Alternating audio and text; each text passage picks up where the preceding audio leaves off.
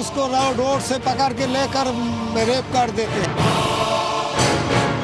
जब सूरज डूबने से पहले दूसरी गांव में जाके रुकती थी, डरने से उठा के ले जाएंगे।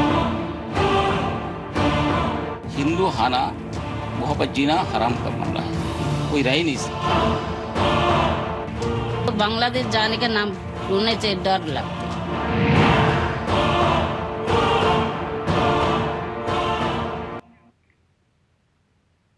नमस्कार, मैं हूं सुरेश चौहान के और आप देख रहे हैं बिंदास बोल। बिंदास में हम आपके सामने आज मुद्दा लेकर आए, बांग्लादेश में जो हिंदू भाई हैं उनकी आबादी 28% से 8% आई है। इतने जोर से, स्पीड से, गति से घटने वाली आबादी, ये एक नरसंहार है। ये नरसंहार खुलेआम किया जा रहा है। दुनिया का, भारत का छोड़ के दूसरे देशों का मीडिया तो कुछ मात्रा में उसको दिखाता भी है, लेकिन भारत में कुत्ते पर होने वाले अत्याचार को भी दिखाने वाला मीडिया बांग्लादेश में हिंदुओं पर होने वाले अत्याचार पे मौन है। यह क्या कारण है कि यहाँ के साहित्यिकों को बांग्लादेश में हिंदुओं पर हो रहे अत्याचारों पर अपने पुरस्कार लौटाने की कोई संवेदना नहीं जागती? क्या कारण है कि इस देश के बॉलीवुड जो फिल्म पुरस्कार वापस लौटाते हैं, वो जो रंगीन खुलेआम फिल्में बन रही है सत्य में, उस पर क्यों नहीं बोलते? क्यों हिंदुस्तान में, पाकिस्तान तो छोड़िए, बांग्लादेश के बारे में भी बोलने पर बैन है? सुदर्शन टीवी लगातार जब से चैनल शुरू हुआ है तब से कई बार बांग्लादेशी हिंदुओं की बात उठा चुका है, लेकिन अब हम नए सिरे से आपके सामने यह मुद्दा लेकर आए। खास करके तब इसलिए लेकर आए क्योंकि देश के साहित्य जगत के लोगों की संवेदनाएं कभी भी आज़ादी से लेकर अब तक इतनी संवेदनशील नहीं थी, इतनी हुई है। हमने सोचा उनके सामने बांग्लादेशी हिंदुओं का दर्द भी रखा जाए, ना पता और कुछ करने के लिए आगे जाए। इस देश का मीडिया भी कभी भी इतना संवेदनशील नहीं था और देश में हो रही सारी जो घटना है उसके ऊपर ऐसी रिपोर्टिंग नहीं करता था। हमने सोचा उसके सामने इसको रखा जाए। हमने सोचा कि इस देश के तमाम सामाजिक संगठन जो आजकल छोटी छोटी घटनाओं पर आंदोलन कर रहे, किसी आबादी को 28 से घटकर 8 आने पर वो भी मुंह खोलेंगे। इस आशा में हम ये कार्यक्रम आपके सामने कर रहे हैं। देखते हैं कि इस देश के ये संगठन जिनका नाम मैंने अब तक गिनाया, ये कुछ करते हैं या अपनी अब तक की करतूतों को ड्रामा साबित करते हैं। विस्तार से चर्चा करेंगे, आपके कॉल लेंगे, हमारे गेस्ट के पास भी जाएंगे, लेकिन मुद्दा एक बार देख लेते हैं।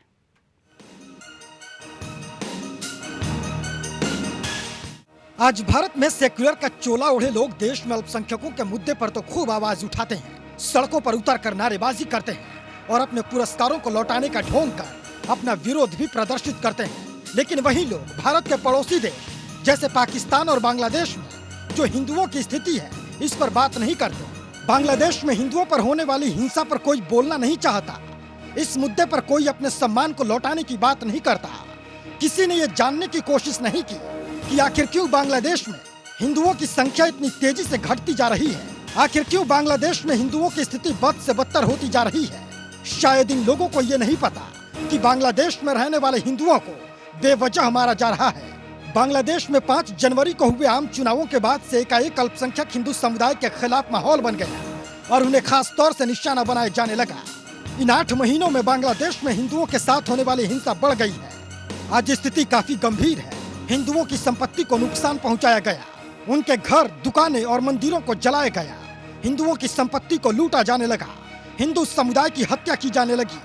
हालात ये है कि उत्तरी बांग्लादेश के कुछ इलाके और दक्षिणी हिस्से के कई गांवों में तो सभी हिंदुओं को मौत के घाट उतार दिया गया।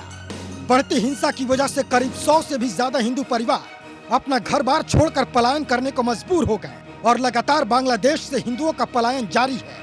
सवाल ये है कि आखिर हिंदुओं पर हो रहे इस अत्याचार के खिलाफ कोई अपनी आवाज क्यों बुलंद नहीं करता? आखिर क्यों दुनिया को हिंदुओं का दर्द नहीं दिखता और क्यों इस अन्याय के खिलाफ आवाज नहीं उठाता? क्या यूं ही बांग्लादेश में हिंदू मरते रहेंगे? हिंदू बहन बेटियों की इज्जत लुटती रहेगी? आखिर बांग्लादेश के हिंदुओं की रक्षा कौन करेगा? कौन आगे आएगा? और ये सवाल हम भारत से ही नहीं बल्कि पूरी दुनिया के सामने खड़ा कर रहे हैं कि बांग्लादेश में हिंदुओं पर होने वाले अत्याचार आखिर कब शांत होंगे और कब हिंदुओं की स्थिति बांग्लादेश में सामान्य होगी।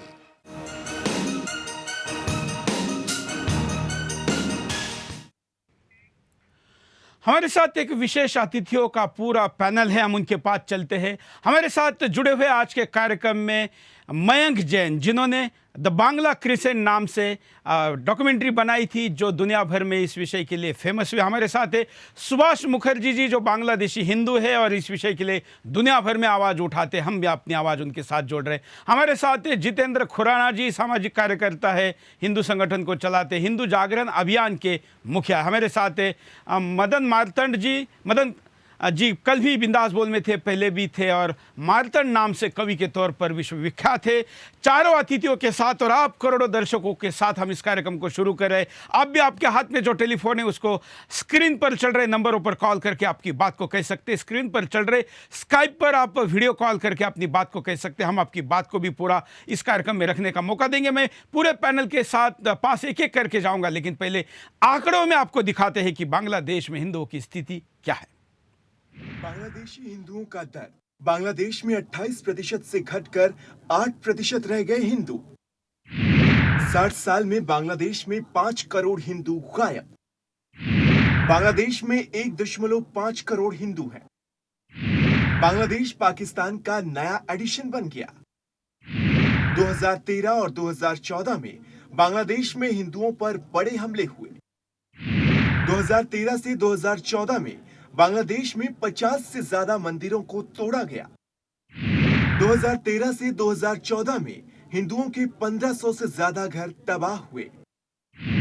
पिछले 10 सालों में बांग्लादेश से 15 लाख से ज्यादा हिंदुओं ने पलायन किया।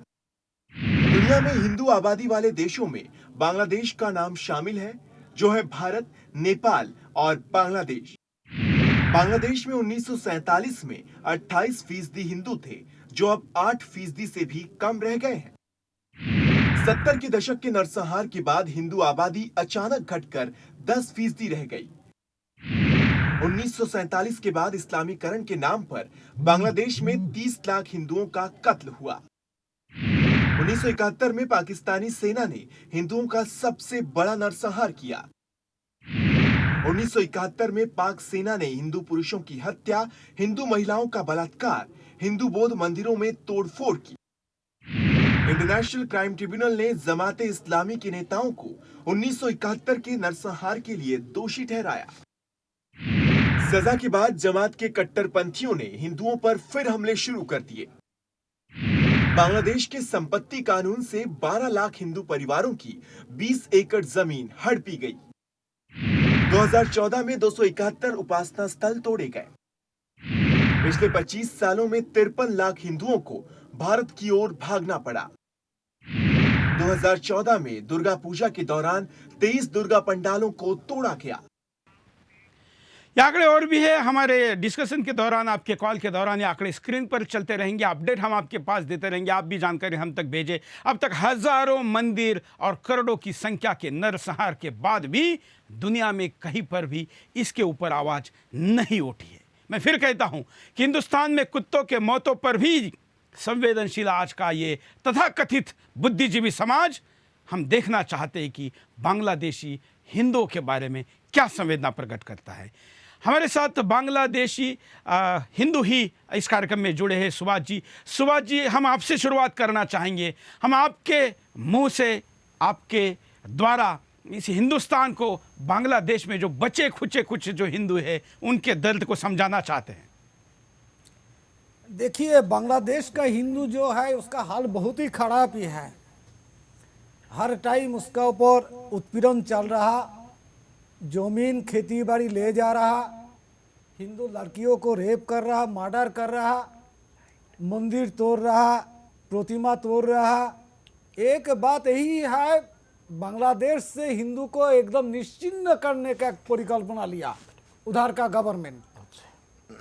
बांग्लादेश हिंदू का एक स्लोगन है, तो बांग्ला में जो नौका लांगोल धाने शीश सब सापेर एक विष। नौका का मतलब होता है नाव, नाव होता है आवामी लीग का प्रतीक, चुनाव प्रतीक, और जो धाने शीश जो है वो है बीएनपी का चुनाव चिन्ह, और लांगोल है एरशाद का जातीय पार्टी का चिन्ह। ये तीनों बड़े पार्टी जो है, तीनों बड़ों पार्टी हिंदू को लूट रहा, भगा रहा। 2015 साल 14 से 15 साल जो चल रहा है, इसके अंदर सबसे ज़्यादा हिंदू आबादी जहाँ है वो है गोपालगंज डिस्ट्रिक्ट।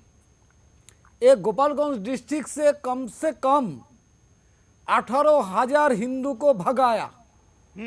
ऐसा परिस्थितियाँ सृष्टि किया जो हिंदू बांग्लादेश छोड़ने के लिए बाध्य हुआ।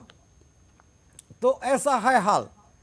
और इस दुर्गा पूजा में बहुत जगह में प्रतिमा तोड़ा है। आप जो 23 बोला था, इससे ज़्यादा प्रतिमा तोड़ा है, पेंडल भी तोड़ा है। वो आंकड़े हैं सुभाष जी, वो आंकड़े हैं जो बांग्लादेशी मीडिया यहाँ तक भेज रहा है। अन्यथा आपकी आवाज को यहाँ तक पहुँचाने वाला तो कोई है ही नहीं। और मैं जानता हूँ कि वास्तव का 10% भी नहीं आता है। कलकत्ता का मीडिया इसका बारे में कवरेज नहीं देता। ऐसा सेकुलर हो गया जे अपना भाई को मार रहा, अपना भाई को भगा रहा देश से, कलकत्ता का मीडिया कवरेज ही नहीं देता। चलिए मयंक जी के बात चलते हैं। मयंक जी, आपने इस विषय पर डॉक्यूमेंट्री बनाई है, खास करके बांग्लादेशी घुसपैठियों पे बनाई थी। लेकिन भारत में जो बांग्लादेशी घुसपैठिए आए हैं उनके लिए तो रेड कारपेट बिछाया जा रहा है एक तरीके से।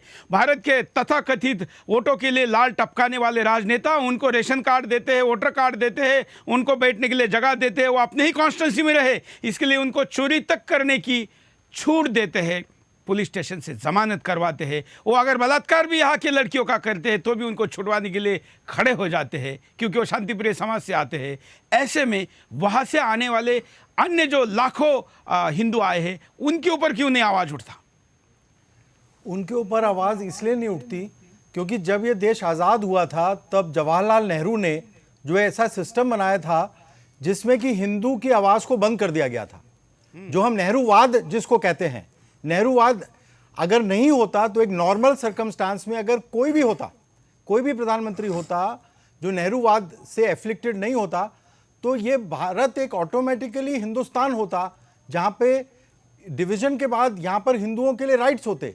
लेकिन हिंदू फिर से सेकंड क्लास सिटीजन बना और मुस्लिम अपीजमेंट चालू रहा। ये नेहरूवाद की सबसे बड़ी देन है। हालत यह है कि जब बांग्लादेश से हिंदू पिटकर, रेप होकर, किसी तरह बचकर भारत में घुसता है तो बॉर्डर पे 10 किलोमीटर से 15 किलोमीटर तक पूरी पट्टी, उसमें मुस्लिम बहुल इलाका है। जो मैंने शूटिंग की थी वो पूरी पट्टी में, और वहां पर भी उसकी पिटाई होती है।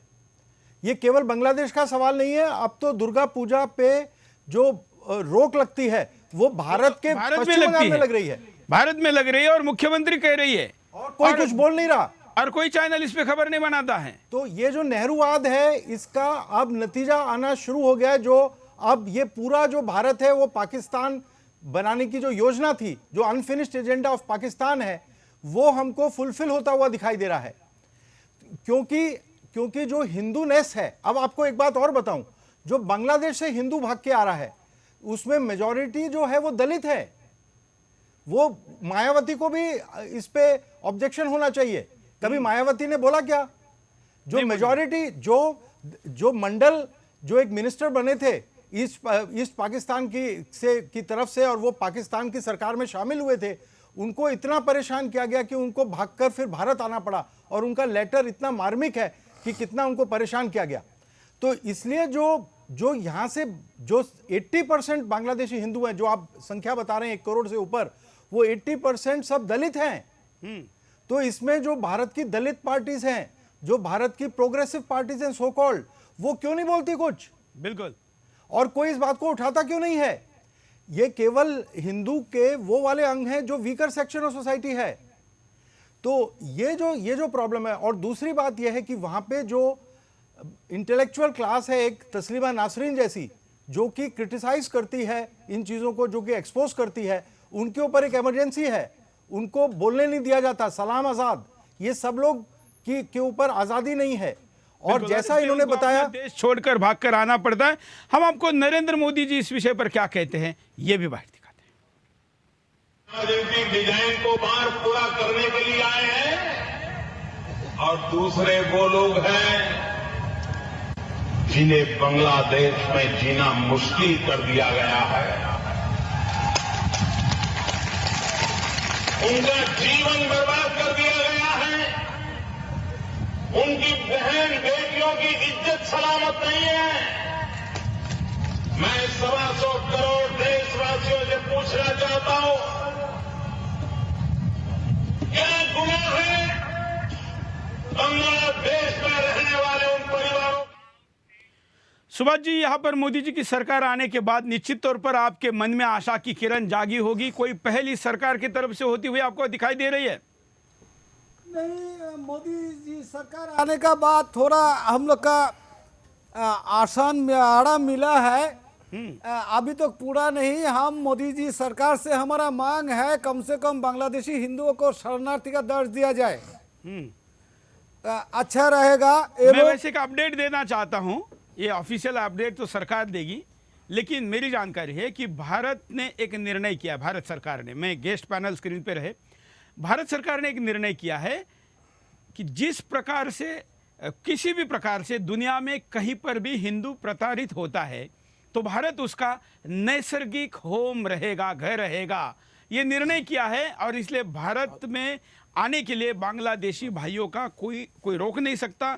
इसकी अधिकृत तरीके से घोषणा कब होगी, क्या होगी, ये तो सरकार ही बता पाएगा, लेकिन निर्णय हो चुका है और मुझे लगता है कि एक अच्छा निर्णय है बांग्लादेशी घुसपैठियों के लिए। लेकिन सरकार क्या करेगी ये तो है ही मुद्दा, लेकिन समाज, मीडिया, समाज का वो तथाकथित साहित्यकारों का सेक्शन वो क्या कर रहा है ये भी देखना जरूरी है। मैं जितेंद्र खुराना जी के पास चलता हूँ। खुराना जी, जो सेक्शन भारत में आजकल बहुत संवेदनशील है वो बांग्लादेशी मुद्दे पर क्यों असंवेदनशील होता है?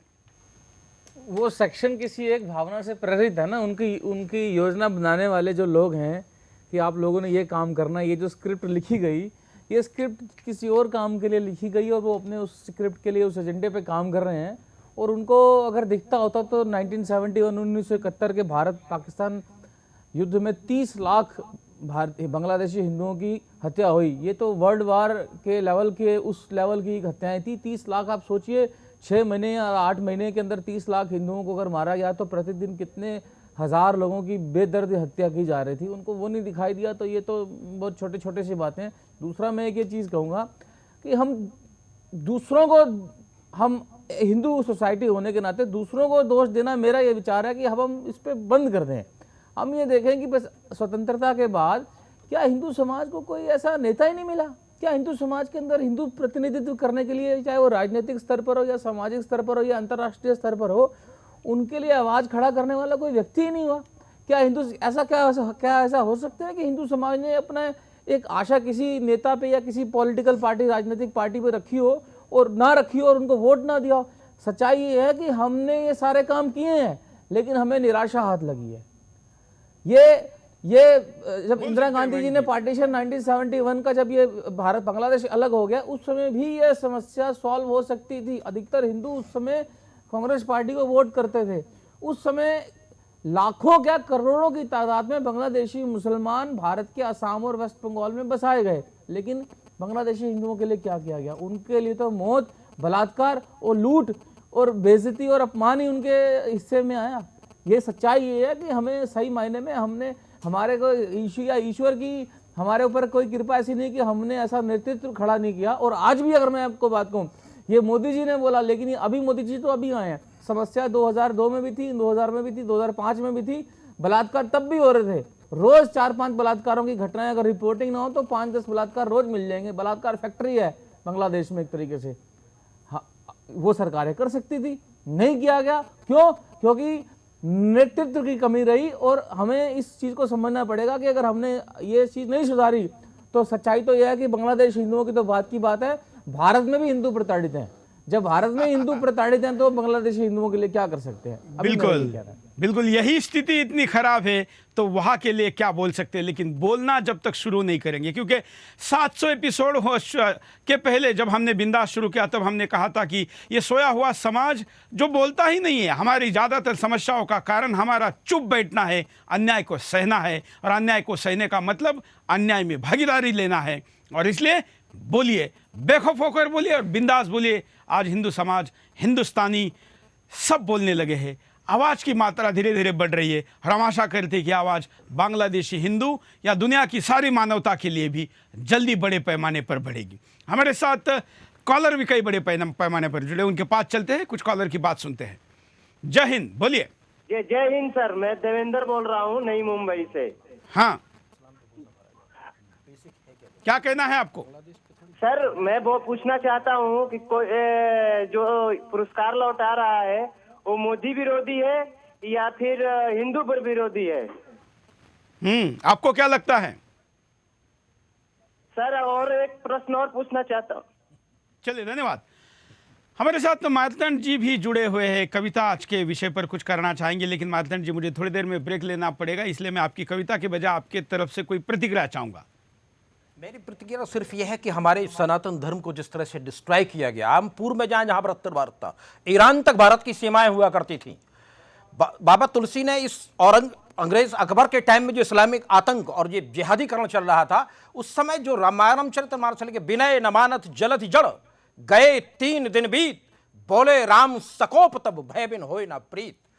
जब से कांग्रेस ने हमारे देश में सत्ता ली है, मात्र 27 से 30% वोट तक जीते हैं लोग, और इनका ज्यादा से ज्यादा इस्लामीकरण किया ताकि इस्लामिक वोट इनको मिलते रहे। और इसके लिए सबसे पहला एक कृत्य है, अब हम राणा शिवा परिवेश को वर्कर दिखाएं, हम राणा शिवा परिवेश को वर्कर दिखाएं, हम बस राष्ट्र भक्ति भावना भरकर दिखाएं, हम इन गद्दारों की गर्दन को इंच इंच काटकर आओ वतन के वास्ते कुछ कर दिखाएं। हम इन नपुंसक सरकारों पे जिन्हें सिर्फ वोट बैंक के लिए मुस्लिम मिले, देशद्रोही मिले, उन्हें सिर्फ सत्ता सुख चाहिए है। आज हमारे देश के पूरे विश्व के हिंदुत्व को, पूरे देश के सनातनी धर्मों को, सिख जैन बौद्ध हिंदू, हमारी क्या सनातनी परंपराएं रही हैं, सिखों ने कितना बलिदान इस देश के लिए दिया, और उन जब सिखों को देश में जिंदा जलाया गया 3000 की संख्या में, कहां थे ये? हम जरा बांग्लादेश पे फोकस रखें, बांग्लादेश पे फोकस रखें, दोबारा लौटेंगे थोड़ी देर के बाद।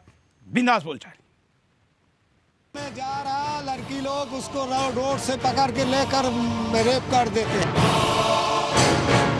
जब सूरज डूबने से पहले दूसरी गांव में जाके रुकती थी, डरने से उठा के ले जाएंगे। हिंदू खाना मोहब्बत जीना हराम कर बन रहा है, कोई रह ही नहीं सकता। तो बांग्लादेश जाने का नाम सुनने से डर लगता।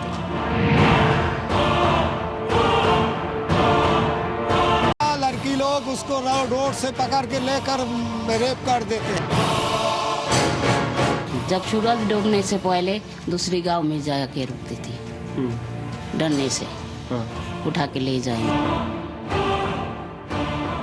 हिंदू खाना मोहब्बत जीना हराम कर बन रहा है, कोई रह ही नहीं सकता। तो बांग्लादेश जाने का नाम सुनने से डर लगता।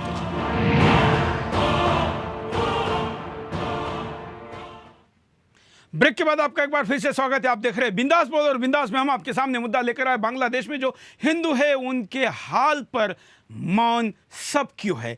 सब लोग, कोई नहीं बोलने को तैयार है।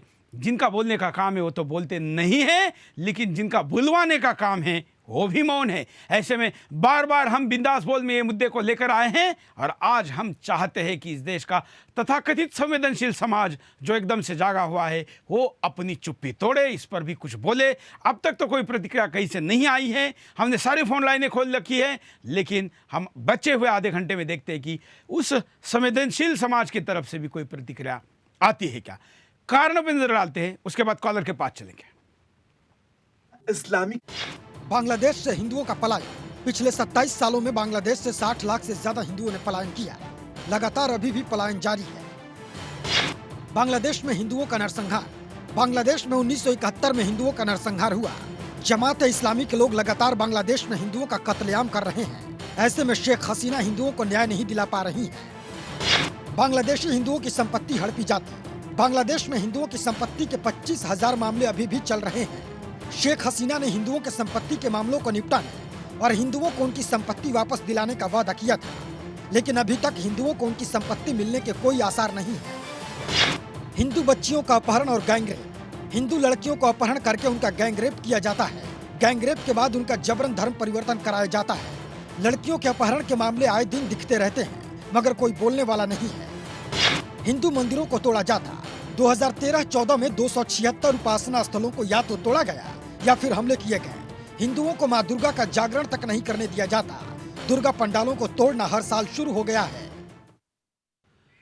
मैं आपसे बात करते करते बताना चाहूँगा कि मेरे आई वॉच पर एक मैसेज आया है श्रीलंका से। अंशुल श्रीवास्तव लिखते हैं कि श्रीलंका में तमिलों पर जो अत्याचार होता है तो तमिलनाडु सरकार केंद्र से बोलकर श्रीलंका पर दबाव बनाती है, पर पाकिस्तान और बांग्लादेश में जो हिंदू है उनकी अचानक घटती जनसंख्या पर कोई चैनल, कोई यूएन नहीं बोलता, कोई लेखक पुरस्कार वापस नहीं लौटाता और भारत सरकार भी कुछ नहीं बोलती। सोशल मीडिया पर आने वाले तमाम ऐसी प्रतिक्रियाओं को आप देखने के लिए हमारे social media handle Sudarshan news और साथ में हमारी वेबसाइट sudarshannews.com पर भी देख सकते हैं। मयंक जी के पास चलते हैं। मयंक जी, हम कारणों पर नजर डाल रहे हैं और कारणों पर प्रमुखता से आप क्या जोड़ना चाहेंगे? कारणों पर जो बांग्लादेशी हिंदुओं का नरसंहार हो रहा है उसका क्या कारण है? मौन भारत में जो मौन क्यों है? मौन इसलिए है कि हिंदू ही नहीं है। जो मेजॉरिटी हिंदू है वो अंग्रेजियत से इतना प्रभावित हो चुका है, वो अपनी बात ही नहीं कहता, उसको अवेयरनेस ही नहीं है अपने बारे में।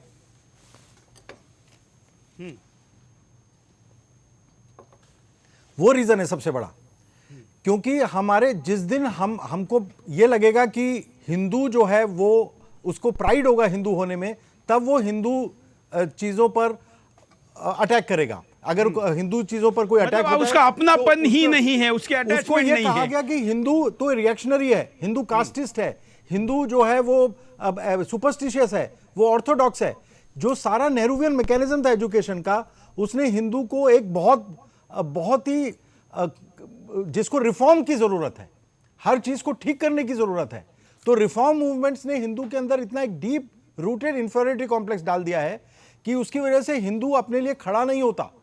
तो जिस दिन हम अपने औरोबिंदो के साथ जुड़ेंगे, जिस दिन हम विवेकानंद के साथ जुड़ेंगे, जिस दिन हम भगवान कृष्ण के गीता के साथ जुड़ेंगे और हम अपने वॉरियर स्वरूप को पहचानेंगे, हम अपने जो ब्रह्म तेज है उसको पहचानेंगे और हम कनेक्ट होंगे अपने एंशिएंट सिविलाइजेशन के साथ, तब कोई हिंदू को छू ही नहीं सकता। हिंदू की जब आंखों में तो उसको वो याद आता है जो एक गाल पर मारने के बाद दूसरा गाल आगे करता है। गांधी ने जो इन्फेक्शन दिया एक झूठे अहिंसावाद का, जो अहिंसा थी वो तो एक बहुत वीरों की एक वेपन था, लेकिन गांधी ने नपुंसक बना दिया हिंदू सोसाइटी को। तो इसलिए जो हिंदू को अगर अपना जो क्षात्र है, जो उसका वॉरियर है, वो ब्रह्मतेज से ही आ सकता है। जब हम अपना ब्रह्मतेज जागृत जिस दिन हो जाएगा, उस दिन वो खड़ा हो जाएगा। और अब आप देखिए गांव-गांव में गौ रक्षा दल है, वो कोई आरएसएस नहीं कर रहा है, वो कोई बीजेपी नहीं कर रहा है, वो लोकली ऑर्गेनाइज्ड गौ रक्षा दल है जो कनेक्टेड है, जो अंग्रेजी सभ्यता से प्रभावित नहीं हुए हैं। तो वो अब गौ की हत्या नहीं होने दे रहे। तो इस तरह से जब वो कनेक्ट हो जाएंगे, यहां से जब वो कनेक्ट होगा, हाँ, जब वो कनेक्ट करने का काम तो बिल्कुल होना चाहिए। सकता। अब हालत यह हो गई है कि गाय नहीं पहुंच रही है बांग्लादेश, और वहां पर स्लॉटर हाउसेस बंद हो गए हैं बहुत बड़ी संख्या में, लेदर बनना काफी बंद हो गया है, और वहां पर जो वर्कर्स काम कर रहे हैं उन फैक्ट्रीज में, वो अब बेरोजगार हो गए हैं और वो भारत में चोरी करने के लिए घुसते हैं। और पुलिस वाले ये बता रहे हैं कि वो इसलिए चोरी कर रहे हैं क्योंकि अब बीफ का धंधा बंद हो गया है। तो ये चीज इंपॉर्टेंट है। चलिए कॉलर के पास चलते हैं, आपके पास दोबारा आऊंगा। जय हिंद, बोलिए, क्या कहना है आपको? राजस्थान से बोल रहा हूँ। हाँ, मैं अरुणेश मिश्रा कानपुर से बोल रहा हूँ। हाँ, मैं अरुणेश मिश्रा सामान्य हित चिंतक विश्व हिंदू परिषद बोल रहा हूँ। श्री जी, बहुत बहुत आभारी हूँ कि आप हिंदू समाज को जगाने का और राष्ट्रीय समाज को जगाने का कार्य करते हैं, इसलिए धन्यवाद। एक निवेदन आपसे और है, हिंदू होने के नाते हमारी चिंता अहिंदू क्यों करेंगे? अंतर्राष्ट्रीय स्तर पे हिंदुओं को हित साधने वाली संस्था विश्व हिंदू परिषद, जिसके शेरे बवर हमारे माननीय तोगड़िया जी, श्रद्धेय तोगड़िया जी का मौन जब तक नहीं टूटेगा तब तक हिंदू समाज का कल्याण कैसे होगा? हम गरीबों से क्या अपेक्षा करें? रही बात राजनेताओं की, उनकी सीमा होती है, मर्यादा होती है। राजनेताओं की सीमा है, उसके तहत वो वोट के लालच में एक सीमा ज्यादा नहीं बोल सकते। लेकिन हमारे चौगड़िया का मौन, हमारे संयोजक राष्ट्रीय बजरंग दल का मौन, ये आश्चर्यजनक जरूर लगता है। मैं हिंदू समाज का बिल्कुल, धन्यवाद। मयंक जी, मैं आपके पास आना चाहूंगा। ये कॉल मुझे बड़ा अलग सा लगा। हमारे वैसे रेगुलर कॉलर है, वीएचपी के है, लेकिन वो कह रहे हैं कि तोगड़िया का मौन कब खुलेगा। अब जी ये तो मैं नहीं कह सकता उनका मौन कब खुलेगा। मैं तो लार्जर हिंदू सोसाइटी की बात करना चाहता हूँ। मैं ये विश्व हिंदू परिषद, आरएसएस और बीजेपी के संदर्भ में इसको नहीं देखना चाहता। मैं चाहता हूं कि हिंदू, मेरे लिए भी बात नहीं है कि कोई वीएचपी वाला ही तोगड़िया के खिलाफ बोल रहा है। हाँ देखिए, ऐसा है कि कुछ करना पड़ेगा हिंदू संगठनों को। हिंदू संगठन केवल इमोशंस के बल पर ये लड़ाई नहीं जीत सकते। इनको कुछ ना कुछ। खुराना जी शायद तोगड़िया जी के बारे में कुछ कह रहे हैं। हाँ। मैं ये जो इन्होंने कॉलर थे, इन्होंने आधी बात सही कही, आधी बिल्कुल गलत कही, और जो गलत कही वो हम पे ज्यादा भारी है। इन्होंने कहा कि तोगड़िया जी नहीं बोलते। मैं कहूँ तोगड़िया जी अगर बोल भी दें तोगड़िया जी, तो करना तो सरकारों को है। और वो ये कह रहे हैं कि राजनेताओं की मर्यादा होती है, उनको उसके अंदर चलना है। अरे जब बांग्लादेशी मुसलमान यहाँ आते हैं, 5 करोड़ बांग्लादेशी यहाँ मुसलमान आ गए, तो तब नहीं होती। 5 करोड़ पुराना आंकड़ा मत बताइए। ये हिंदू सोसाइटी करती है जी। अब अभी जो गाय का हो रहा है, जो गाय का, मैं इनके आंकड़े को दुरुस्त करूं, मैं इनके आंकड़े को दुरुस्त करूं कि 5 साल पहले 5 करोड़ थे, तो हम 444। बात आपकी ठीक है। नहीं, ये जो अभी इन्होंने कहा, यही मुझे ये लगता है कि जो हिंदू समाज का सामाजिक और राजनीतिक नेतृत्व है, यहाँ मिसगाइड करता है। ये बोलते रहना कि राजनेताओं की अपनी सीमाएं होती हैं, ये तो अपने आप को निर्बल दिखाने की कोशिश है कि हम ये काम कर ही नहीं सकते। बल्कि होना ये राजनेताओं के तरीके से ही है, डिप्लोमेटिक तरीके से ही काम होना। देखिए मेरी बात, मेरे कहना, जो बांग्लादेश है, भारत जिस दृष्टि से बांग्लादेश को देखता है, और कोई और देश हो, मान लीजिए यूरोप का कोई देश हो, स्पेन हो, हम जिस दृष्टि से स्पेन को देखते हैं, उस दृष्टि से बांग्लादेश को नहीं देखते हैं। क्यों? क्योंकि बांग्लादेश हमारे में से निकला है, हमारे लोग वहां रह गए। पूरा हिंदू मुस्लिम का पूरा ट्रांजैक्शन ऑफ जो आबादी का स्थानांतरण होना था वो नहीं हुआ। तो हमारा वो एग्रीमेंट है उनके साथ कि वहां पर अल्पसंख्यकों के साथ कोई अत्याचार नहीं होगा। वो यहाँ की सरकारों को, यहाँ के नेताओं को उनका कर्तव्य बनता था कि वहाँ के अल्पसंख्यकों, बांग्लादेश और पाकिस्तान दोनों के अल्पसंख्यकों के अधिकारों की रक्षा करते। और यहाँ के जो सामाजिक और धार्मिक नेता भी हैं, उनका भी कर्तव्य बनता था। अगर कोई शंकराचार्य जी हैं तो वो पूरे विश्व के हिंदुओं के शंकराचार्य हैं। अगर विश्व हिंदू परिषद तो चलिए विषयांतर होगा, तैयार करना पड़ेगा, हिंदू को इन्फॉर्म करना पड़ेगा, जो सीताराम गोयल करना चाहते थे, जो वॉइस ऑफ इंडिया। अभी हिंदू तैयार ही नहीं है। हिंदू आइडियोलॉजिकली, एक मिनट जरा, हिंदू जो है आइडियोलॉजिकली जब तक तैयार नहीं होगा तो सरकार कोई भी स्टेप लेगी वो बूमरैंग कर जाएगा। इसलिए जो पूरा फेलियर है वो हिंदू सोसाइटी को इन्फॉर्म करने का फेलियर है। जैन साहब से थोड़ा सा सहमत हूं। मैं मयंक जी से सहमत हूं।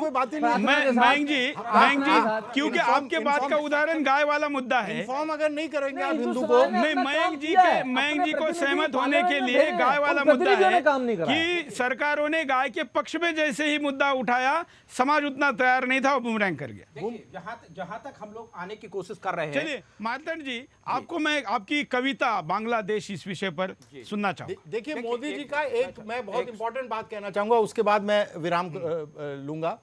उन्होंने जो कहा है कि जितने भी माइनॉरिटीज हैं पाकिस्तान के और बांग्लादेश के जो प्रताड़ित होंगे, उनको तुरंत इंडियन सिटीजनशिप मिल जाएगी भारत में। ये मुझे लगता है सावरकर के बाद ये सबसे बड़ा काम है हिंदुत्व के लिए, जो भी किसी ने किया हो आज तक। कोई सॉल्यूशन तो ये बहुत बड़ा सोल्यूशन है। आप ये नहीं, क्यों नहीं हो सकता? हिंदूज अगर आना शुरू कर दें और ये यहाँ पर पूरा डेमोग्राफी चेंज हो जाएगा, पूरा डेमोग्राफी। लेकिन एक बात मैं जोड़ना चाहूंगा मयंक जी, इसके साथ ये बात जोड़नी चाहिए कि जो हिंदू वहां रहे थे, मतलब जो 28% आबादी जो वहां थी, उसके लिए जो जमीन हमने छोड़ी थी आजादी के समय, जो बंटवारा हुआ तब जो जमीन छोड़ी थी, उस जमीन को हमको वापस लेना चाहिए। अभी भी जमीन छोड़ी है, अभी भी हमने जमीन छोड़ी है, 111 गांव दिए हैं। उस जमीन को हमने वापस के हिसाब से उसका बंटवारा दोबारा होना चाहिए। ये हमने बांग्ला क्रेसेंट में दिखाया था। देखिए इसका जैन साहब, एक्चुअल हम मुद्दे पर आए। बांग्लादेश का कवि के तौर पर आपसे हम सुनना चाहेंगे, कविता के रूप में। पहले मैं कविता के रूप में एक टिप्पणी करना चाहता हूं। जो हमारा सनातन धर्म है, हिंदू, सिख, जैन, बौद्ध, हमारे यहाँ इस्लामीकरण करने के लिए जो हमारी बांग्लादेश से बॉर्डर से लगी हुई सरकारें हैं, इन्होंने इतनी बड़ी देश के साथ गद्दारी की जो भारतीय जनमानस तक पहुंचाना बहुत आवश्यक है। केवल हमें वोट बैंक में फिर वहीं आना चाहता हूं कि नेहरू के काल से लेकर आज तक वो 27 और 30% वोट के लिए हमारे यहां सनातनी परंपराओं को लगातार कुचला गया। अफगानिस्तान में बौद्ध की मूर्तियां तोड़ी गई, सारा देश मर रहा है। हम फिर वहां आना चाहते हैं। हमारा पूरा भारतीय, पूरा विश्व का हिंदुत्व, सनातनी परंपराओं के लोग इच्छुक हैं। एक छंद पढ़ना चाहता हूं चौहान साहब। इन तैयबा के लश्करों का बढ़ता ये क्रूरतम, यहां केवल बांग्लादेश नहीं पूरे विश्व में, कल आईएसआई ने 10 लोगों को बम से उड़ा दिया। ये मानवता के खिलाफ कहां हवाई जहाज गिरा दिया, हवाई जहाज पूरा का प्लेन करा दिया है। कहां गए ये साहित्यकार, कहां गई वो नपुंसकता देश की जो साहित्यकार बनकर एक गौ हत्यारे के ऊपर पूरा देश को सर पर उठाई थी। इन तैयबा के लश्करों का बढ़ता ये क्रूरतम, इन तैयबा के लश्करों का बढ़ता ये क्रूरतम दंभ वीरता से आप भंग कर दीजिए। बार बार करते जो वार मेरे देश पर, काट गौरियों के भंग अंग कर दीजिए। बातों से कब मानते ये लातों वाले भूत, इन जिन्ना के कपूतों से तो आप जंग कीजिए। अपनी ही धरती पे बना है नापाक पाक, इसको उदार हिंदू रंग भर लीजिए। इस बांग्लादेश, इस नाजायज औलाद को हमने पैदा किया था, आज हमारे सैनिकों के सिर काटता है। क्यों नहीं हमारा हिंदुत्व, पूरी भारत की सरकार, भारतीय सरकार को मुस्लिम वोट चाहिए थे। यहां इस्लाम खतरे में आ जाता है अगर एक हमारे मंदिर में एक स्पीकर बसता है। अभी आसाम में अभी कल ही आया था, पूरे के पूरे बंगाल में, पश्चिम बंगाल में एक गांव में मुस्लिम आबादी बढ़ने के बाद वहां 4 साल से हमारे देश में दुर्गा जी की मूर्ति नहीं रखने दी जा रही है। कहां है वो सरकारें, कहां है ये हमारे साहित्यकार, कहां है देश के वो गद्दार जो कल तक एक अखलाक की मौत पर ऐसे रो रहे थे। कल एक शहीद की विधवा के एक सरकारी एजेंट नहीं पहुंचा वहां। एक अखलाक को 55 और 70 लाख, ये होड़ मचती है सिर्फ इसलिए हमें इस्लामिक बोर्ड मिले। जो हमारा बांग्लादेश में हिंदू है उसके मरने के लिए केवल और केवल ये सारी सरकारें हैं जिन्हें 60 साल तक वहां अत्याचार होने के बाद यहां के इस्लामिक बोर्ड को यह सिद्ध करने की कोशिश की है कि देखिए हम इस्लाम परस्त हैं, हमारे हिंदुत्व पर कितने भी अटैक हो जाएं हम कभी नहीं बोलने वाले हैं। आखिर बिहार में आज डॉन पेपर में बिहार के नेताओं का क्यों प्रचार प्रसार किया जा रहा है? दिल्ली की सरकार में, पूरे के पूरे इस्लामिक कंट्री में ये सारे के सारे वेबसाइट, चलिए हम जरा परिणामों पर भी नजर डालते हैं कि क्या परिणाम होंगे। देखिए, बांग्लादेश में हिंदू खत्म हो जाएंगे। बांग्लादेश में 1947 के वक्त 28% हिंदू थे, लेकिन अब सिर्फ 8% रह गए हैं। 1971 के नरसंहार के बाद अचानक से हिंदू जनसंख्या बांग्लादेश में कम हो गई। 1982 में बांग्लादेश में जब जनगणना हुई तो केवल 10% हिंदू बाकी रह गए। भारत पर अतिक्रमण बढ़ जाएगा। पाकिस्तान या बांग्लादेश के सताए हिंदू भारत की ओर रुख करते हैं। ऐसे में भारत के प्राकृतिक संसाधनों पर अतिक्रमण बढ़ जाता है। गरीब हिंदू अपनी जन्मभूमि छोड़ने को मजबूर हो जाते हैं। बांग्लादेश में हिंदुओं का नरसंहार होता रहेगा। शेख हसीना की सरकार आने के बावजूद बांग्लादेश में हिंदुओं का कत्लेआम जारी है। जमात के लोग हिंदुओं पर लगातार हमले कर रहे हैं। बांग्लादेश भारत के लिए खतरा बन जाएगा। बांग्लादेश में जिस तरह से कट्टरता बढ़ रही है वो बांग्लादेश को तो आतंक की आंधी में धकेल रही है, बल्कि आने वाले समय में ये भारत के लिए भी खतरा बन सकती है। ISIS बांग्लादेश में अपना अड्डा बना चुका है। बांग्लादेश में आतंकी अपना अड्डा बना लेंगे। वैसे तो पहले से ही पाकिस्तान बांग्लादेश में अपना दखल देने लगा था। जैसे ही खालिदा जिया सरकार बनी वैसे ही कट्टरपंथियों ने बांग्लादेश में हिंदुओं पर हमले शुरू कर दिए। अब पाकिस्तानी आतंकियों का पश्चिमी सीमा के साथ पूर्वी सीमा से भी भारत में घुसने के प्रयास जारी है। जैसा कि इतिहास में है और हम जानते हैं कि बांग्लादेश की उत्पत्ति हमारे कारण हुई, हमने कितनी मदद की उसके लिए हमारे भारत के सेना के जवान से लेके तमाम प्रकार की हानि हमने स्वीकार की। लेकिन ये बांग्लादेश कैसे इस्लामी राष्ट्र बनता गया, देखिए। देश का इस्लामीकरण। बांग्लादेश के संविधान में हर धर्म के मानने वालों के अधिकार सुनिश्चित करने को कहा गया। 1977 के बाद से कट्टरपंथियों के दबाव में बांग्लादेश पाकिस्तान बनने की राह पर चला। 1988 में बांग्लादेश ने खुद को इस्लामिक देश घोषित कर दिया, जहां इस्लाम को राज्य का धर्म बनाया गया। खालिदा जिया और जमात ने बांग्लादेश में तालिबानीकरण बढ़ाया। बांग्लादेश के तालिबानीकरण का सबसे आसान शिकार हिंदू बने। प्रॉपर्टी एक्ट के तहत हिंदुओं की संपत्ति को हड़प लिया गया। प्रॉपर्टी एक्ट के तहत हिंदुओं को देशद्रोही घोषित करके उनकी संपत्ति पर कब्जा कर लिया गया। 2009 में शेख हसीना के प्रधानमंत्री बनने के बाद संपत्ति लौटाने का वादा तो किया, लेकिन अभी तक लौटा ही नहीं। शेख हसीना की पार्टी को उदारवादी माना जाता है, लेकिन 2014 में हिंदुओं पर हुए भयानक हमलों को सरकार नहीं रोक पाई। वहां पर हिंदुओं की स्थिति को बयां करने वाली द बांग्ला क्रिसेंट इस डॉक्यूमेंट्री का कुछ हिस्सा हम आपको दिखाते हैं। 8 सन 2001 बांग्लादेश के पूर्वा देलुआ में पूर्णिमा रानी शील का बलात्कार किया गया। ধর্ষণ করছে 11টি মুসলমান পুরুষ ভর দুপুরে। ধর্ষণ করছে কারণ পূর্ণিমা মেয়েটি হিন্দু। পূর্ণিমার মা পাথর কণ্ঠে মিনতি করছেন, বাবারা একসাথে না, একজন একজন হইয়া যাও ওর কাছে। মুসলমানেরা পূর্ণিমাকে ছেড়ে দেয়নি, পূর্ণিমার মাকেও দেয়নি। 6 বছর বয়সী ছোট বোনটিকেও দেয়নি।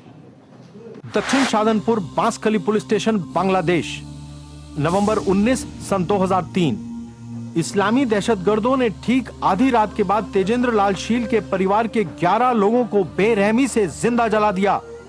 इनमें 4 दिन की एक बच्ची समेत 8 महिलाएं और बच्चे शामिल थे।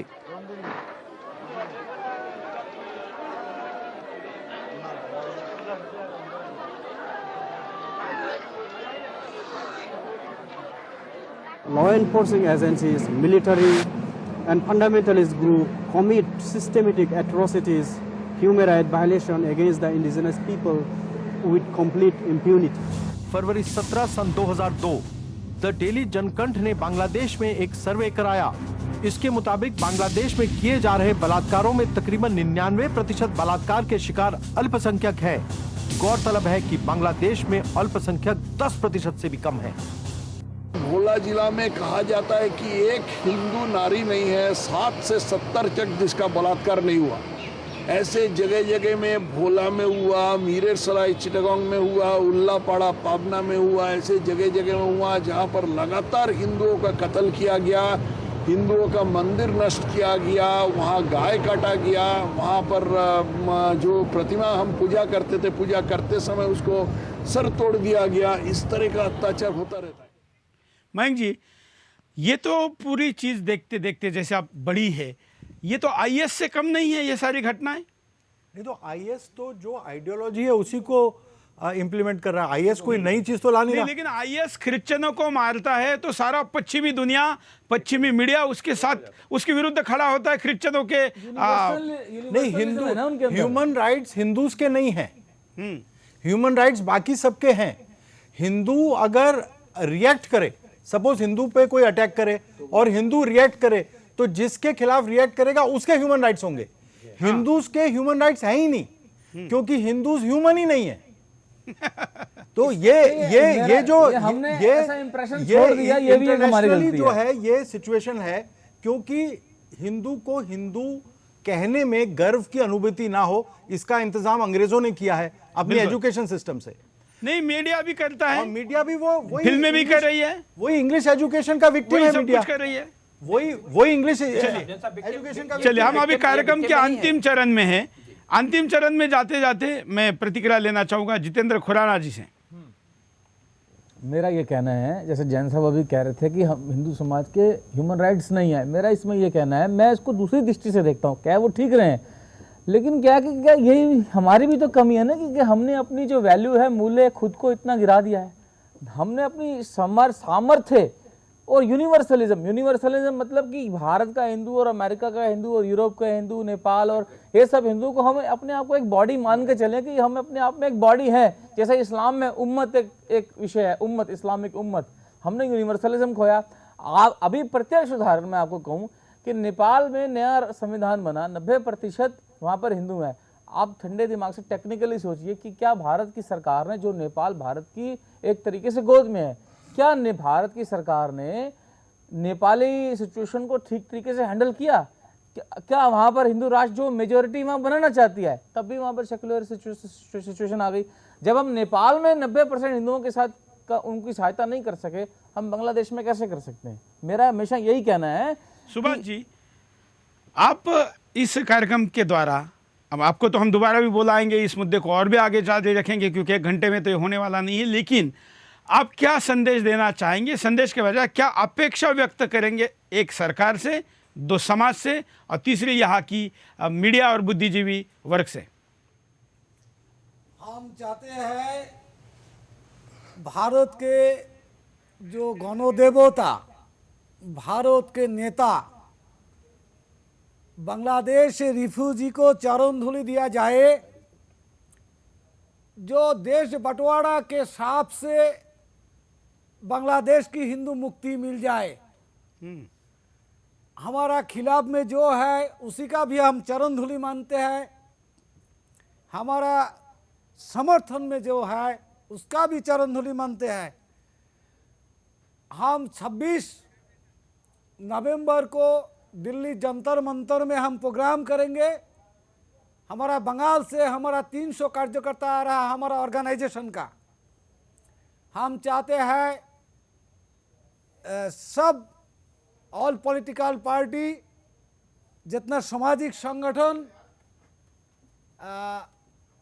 धर्मीय संगठन, सबका हमारा चरण धूलि चाहिए।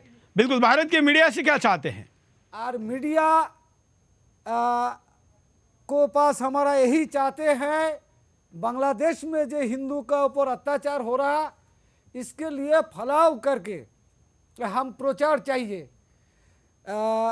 देखिए, बांग्लादेश में जो हो रहा, हमारा पास कुछ डॉक्यूमेंट है, हम नेट से लिया, इदानिंग एक करेंट है, आप एक एक करके देख ला रहा। कुमिल्ला का मुरादनगर में हम अगले कार्यक्रम में लेंगे और हमारे सोशल साइट पर भी इसको डालेंगे। आज कार्यक्रम की समय की कमी है।